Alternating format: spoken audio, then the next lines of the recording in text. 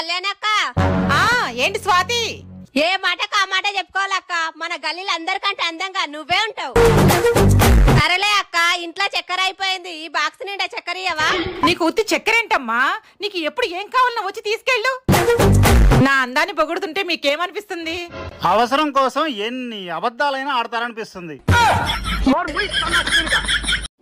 అక్క wifi password చెప్పవా?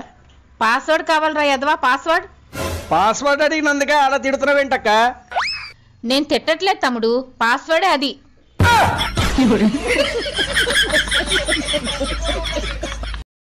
నీ మెళ్ళలో తాళి కొట్టేదే ఏమండి, మీరు 10 కాలాల పాటు చల్లగా ఉండాలని ఫ్రిడ్జ్ లో పెట్టానండి. ఫ్రిడ్జ్ లో పెట్టావా? నువ్వు వెళ్ళి ఫ్రిడ్జ్ లో కూర్చోవే, 10 కాలాల పాటు చల్లగా ఉంటావు. ఏమండి, మన పక్కింటి ఆవిడ మీకు ఎలా కనిపిస్తది? కోతిలాగా. మళ్ళీ చెప్పండి. కోతిలాగా. రేపు గాని నాకు డ్రెస్ కొనివ్వకపోతే ఈ వీడియో ఆవిడికి చూపించేస్తాను. ఏమిటి నాకు నువ్వు అక్కడ చేసిన పని? కోపడకండి, అంత శబ్దం వస్తుందని అనుకోలేదు.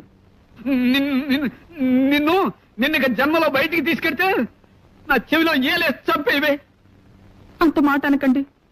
ఈల వేయటం నాకు మాత్రం ఇష్టమన్నా? ఏం చేయని చెప్పండి.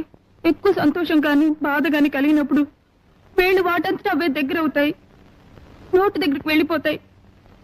లోపల నుంచి గాలి వస్తుంది, బయటికి శబ్దం వస్తుంది. ఇవన్నీ నాకు తెలియకుండానే జరిగిపోతాయండి. నా వల్ల కాదే. ఏలేసే పెళ్ళాన్ని ఏలుకోలేను. ఇవాళ రేపో వకీల్ గారిని కలిసి నీకు విడాకులు ఇచ్చేస్తాను. అంటే ఏంటండి? కోర్టు వారు నీకు నాకు ఇక ఏ సంబంధం లేదని కాగితం ఇస్తారు. అది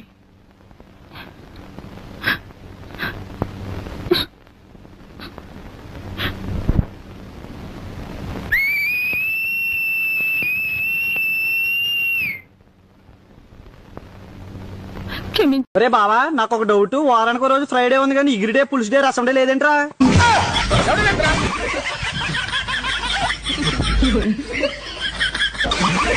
అత్తయ్యగారు పూలు వచ్చినాయండి, ఎంతటికి తీసుకోమంటారు? 60 రూపాయలు తీసుకోమ్మా. వెళ్ళేటప్పుడు కూలర్ మీద 3 20 కాగితాలు ఉన్నాయి, వాటిలో ఒకటి చిరిగిపోయింది. ఆ చిరిగిపోయింది మధ్యలో పెట్టివ్వు. నిన్న ఆకుకూరలు అతను మధ్యలో చిరిగిపోయిన నోటు పెట్టిస్తే లోకమంతా మోసగాళ్ళన్నారు. మరి ఇప్పుడు మీరు చేసేదేంటో? నీ పేరేంటి? ఎంకమ్మ. ఎంకమ్మ? భగవంతుని తందాన్నిచ్చి ఇంత దరిద్రమైన పేరు పెట్టాడేంటి? పేరుదేముంది, వెంకు అని పిలుచుకోవచ్చుగా. అది సరి, నీ పేరేంటి? నా పేరు అన్నవరం.